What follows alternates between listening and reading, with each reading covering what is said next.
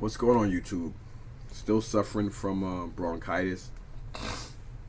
I feel a lot better than I did yesterday, physically, mentally, and spiritually.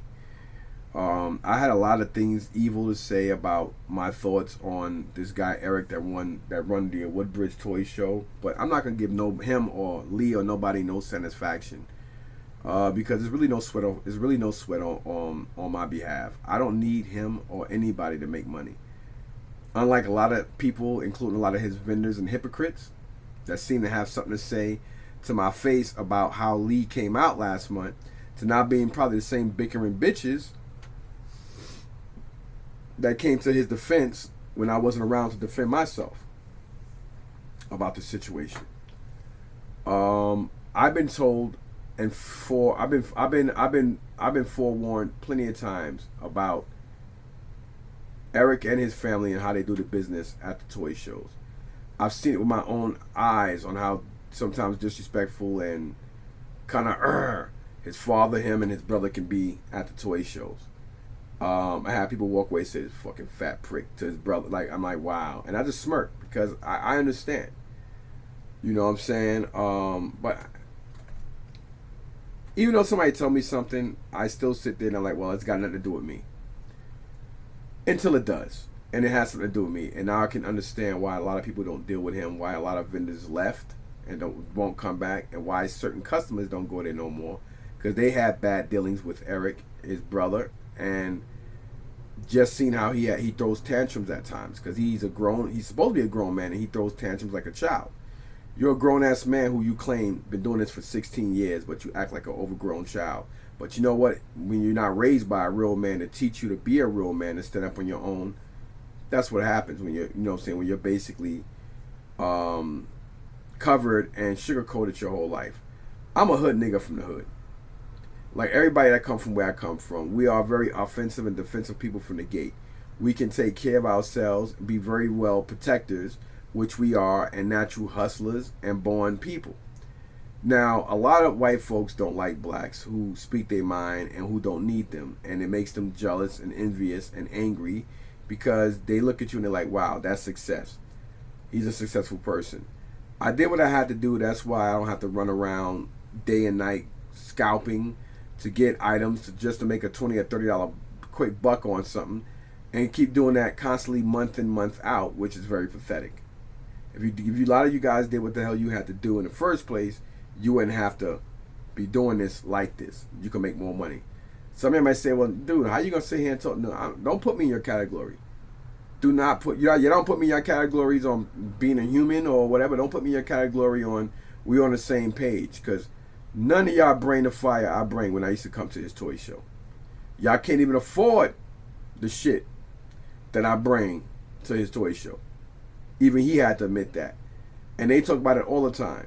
Does it make me a better person than you? No. What makes me a better person than all of y'all motherfucking hypocrites and bigots out there is I'm doing this video and letting y'all know that I know, and I'm just putting it out there. That's why I'm putting this video on why I'm not doing the Woodbridge toy show no more. I want to get that shit straight. I want nobody to be misconstrued like, oh, well, yeah, Eric kicked him out. No, Eric ain't kicked me out of shit. I left. All right? So now getting that shit out the way.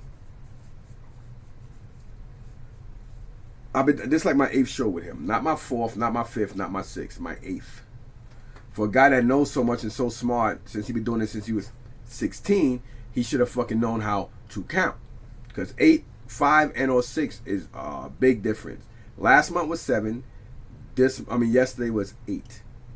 8th show.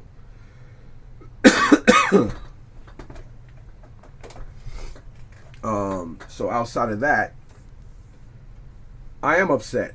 I am extremely upset, but I'm gonna try to be nice here because I keep saying that and I keep going off the deep end here. But I don't want to give nobody the benefit of doubt, and I just want to say what I'm gonna say. I know that a lot of people at that show don't like me, and that's fine because I don't really like a lot of people at that show. To be quite honest, I'm not really a fan of white people that much anyway. Let's call it for what it is. I really don't. Does it make me racist? No, it makes me a bitter black angry man that come from a time where I grew up around the whole Black Panther movement and all that shit, so I have a right to understand and say what the fuck I say and understand everything. Just like when I sat there and watched the Phil Donahue show, and I seen how a lot of these white Americans attacked out of anger and guilt a very passive and respectful, well-mannered freaking Louis Farrakhan. You know, when you speak against injustice and spit the truth, white folks figure that you should let it go. But when Jews do it, it's okay. But when black folks do it, let it go. Stop thinking about it. But at the same time, y'all still put us and do the same shit you do. But then, like,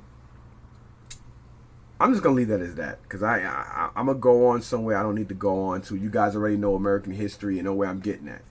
The difference is, black people or minorities, we are a very offensive and defensive people that understand each other. We understand proper decorum and proper etiquette, you know what I'm saying, etiquette. We all understand that because you don't have to like a person or like a group, but because you live around the same space, you give that person that respect and want it back in return, just out of generosity of being able to coexist with and around each other. We don't do that behind your back, little nippy side talking bullshit. We don't like it, we don't accept it, we don't want it. Be straightforward or whatever. Don't be smiling in my face and then talking shit about me behind my back. White people, y'all love doing that. Y'all some of the biggest and hypocrites. And I'm calling it for what it is, man. And prime example. I've been doing this guy's shows, like I said, the 8th one yesterday.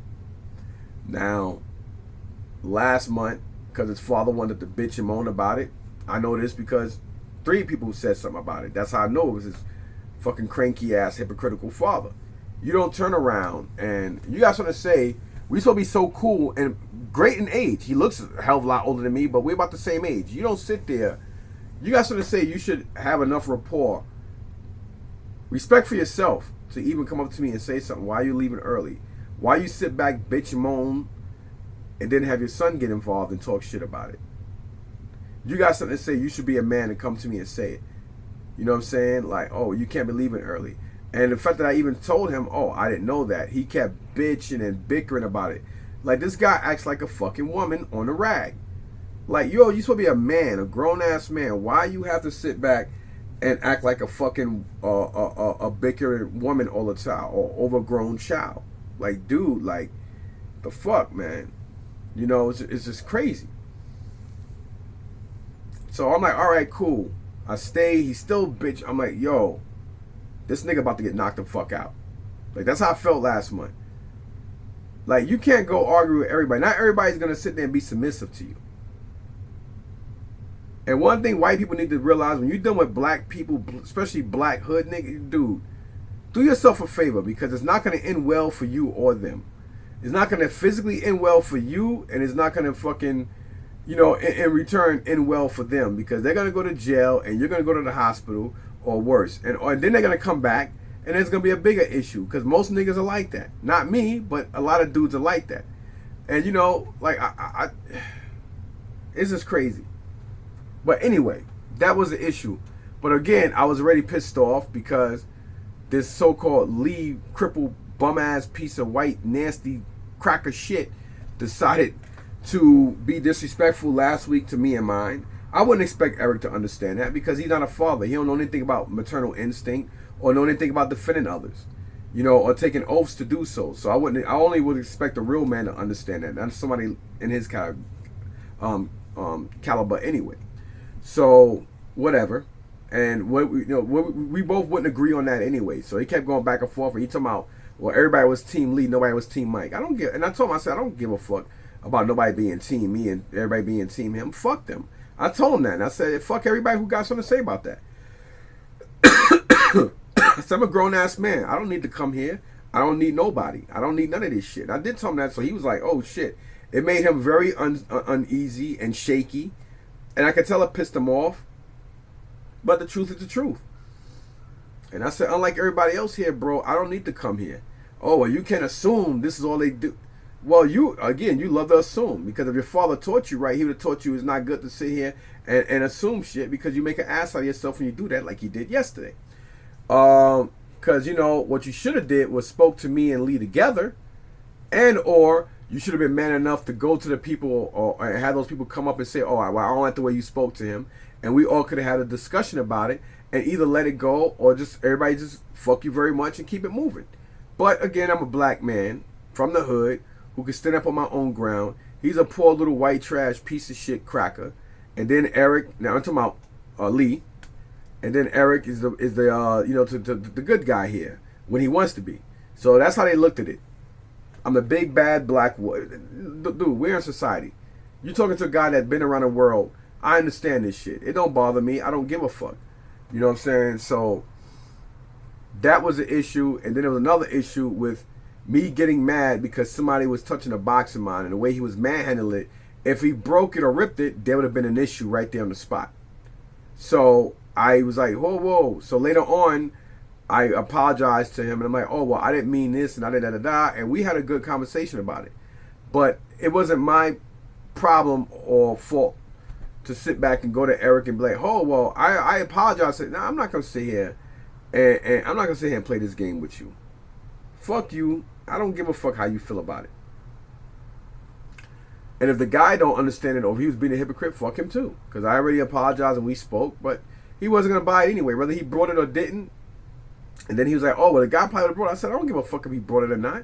I'm not going to have nobody disrespect me or disrespect my product for no amount of money. I don't do shit like that. I walk around, you know what I mean? I kept putting him in his play. Every time he kept coming and we kept going back, and I said, dude, we're not going to see eye to eye on this. So what's next? Now what are you talking about? And because I got tired of it. You can't sit here and play mind games with a well-developed nigga that dealt with more real shit in adult life than you just run around with a clipboard, you know what I'm saying, doing toy shows, walking light on your fucking feet like a bunny. Nigga, you deal with a real nigga that did real shit in real war with real niggas. So let's not sit here and play this game because you're not going to win. Physically, mentally, or spiritually. So he realized that, and I didn't like it. I didn't like the fact that, oh, here we go. And I was pissed the fuck off. You know what I'm saying? So then you're gonna leave me an ultimatum. So in one regard, you're gonna tell me I can't leave early. Then you're gonna turn around and tell me I don't have a right to defend myself or my family, regardless if somebody's homeless or just another white cracker like you. That's basically what you're telling me. Now you turn around and you're gonna fucking sit here and tell me that I don't have a right to feel a certain way if somebody's manhandling my shit just because they spend money and he probably would have brought it. It's none of your fucking business whether he was going to buy it or not. Shut the fuck up, take your money for your tables, and be quiet. Then on top of that, you're going to fucking try to tell me that the next time I come to the show, I need to know the prices of my shit. And on top of that, to add injury or insult, you're going to follow me outside like I'm about to bail on your money. Reason why he felt that way, because he knew the two things he did yesterday that was very antagonistic. When somebody suffers from schizophrenia and they're bipolar, along with being a narcissist and antisocial, they always scheming and doing scheming shit because they're scheming people, so they always think everybody else doing the same. Even though some people fuck them over, like white people love to rationalize why this happened and why that happened. It's none of my, like I told him, I said, that got nothing to do with me. Whoever fucked you over with money, it got nothing to do with me neither. I always paid you all your money. I don't understand why you even bring, oh, well, I got it that you could have gave it to my father. Dude, I just fucking told you that I was coming back inside. I'm sick. Like, dude, like, this dude don't understand how close he came to being on the ground yesterday. Because he really put me there. This is why I'm quiet and I kind of keep to myself. Because I don't get verbal with people. I get physical. That's where I come from. White people love to argue and talk shit. And then when you get a nigga that knock motherfuckers on their ass, oh, look at the angry nigga. Look at the angry gorilla. Always got to go to punches. But y'all motherfuckers are real cool. Hey, come on, man, with that bullshit. Like, dude, like, I didn't like that. I didn't appreciate or like that at all. So I would never do another. I would never, ever, ever, ever, ever, ever, ever do another toy show. People warned me about them.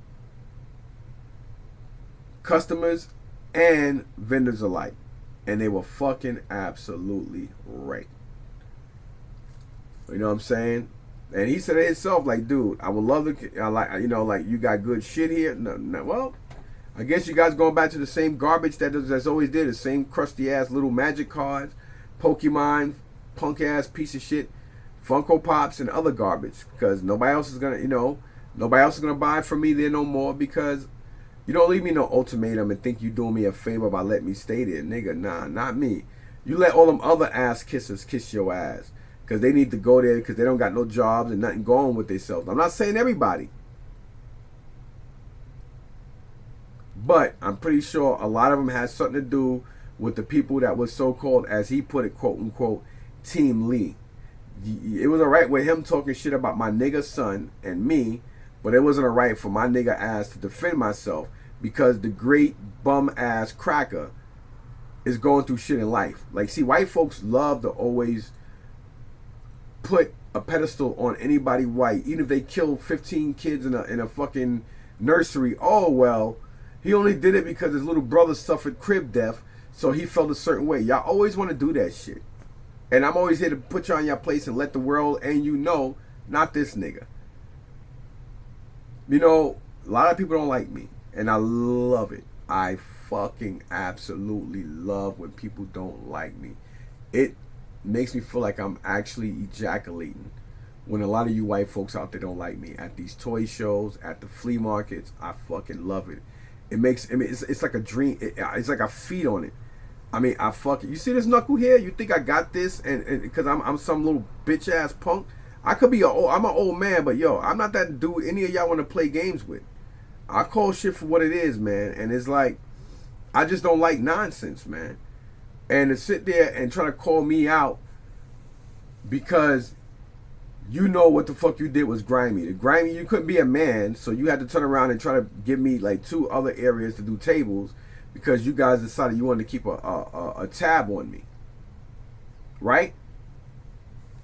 Then on top of that, you purposely, antagonistically, same shit, you know, decided to not buy the stuff off me, knowing that other people could have brought it. So then at the end, you decided, no, I don't want it. It's okay. You would never get another thing off me. All them great steals you got from me, you only got because I had it. I don't give a fuck who sells you whatever, dude.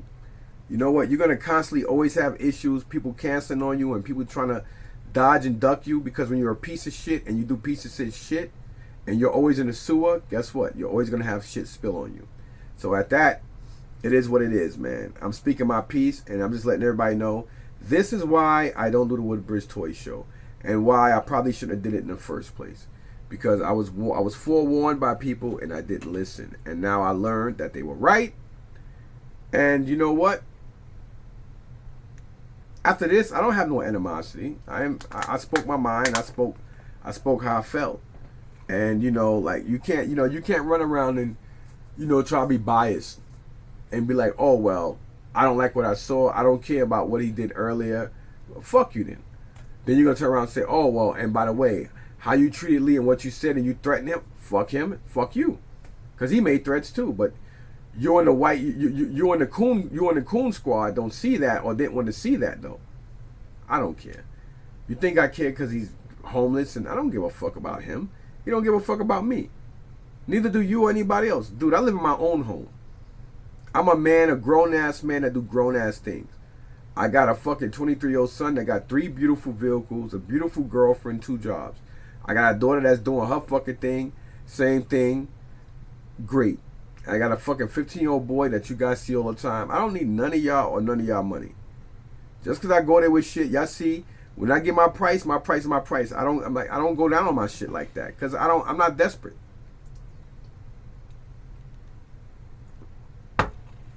And that pisses a lot of people off. Like, you don't think I know when people say, oh, are you setting up today? Nah. Oh, okay. Yeah. All right. Well, whatever. So that's like, oh my God, thank God I can make money today. Then it might be like, if they ask the same question, and I'm saying, yeah, I'm setting up. They're like, oh, where you at? Oh, okay. I'm going to come over there and see what you got. Then as I'm walking away, I hear him tell another person, fuck. This guy always got good shit.